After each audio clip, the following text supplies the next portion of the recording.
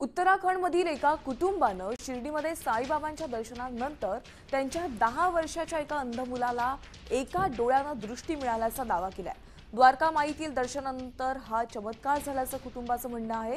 मात्र अंधश्रद्धा निर्मूलन समितीनं या दाव्याला आक्षेप घेत साईबाबा संस्थांना अशा कथित चमत्कारांना थारा देऊ नये असं म्हटलंय। तर सत्यशोधनासाठी 5 नेत्रहीन भक्त तयार असल्याचं सांगत कृष्णा चांदगुडे यांनी 21 लाखांचं आव्हान दिले।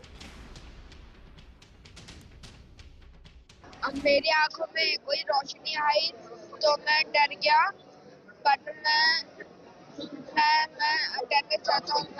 मैं रो पड़ा। ये वाली आई से मुझे मेरी रोशनी नहीं थी बिल्कुल भी, और मुझे उससे कुछ भी नहीं दिखता था।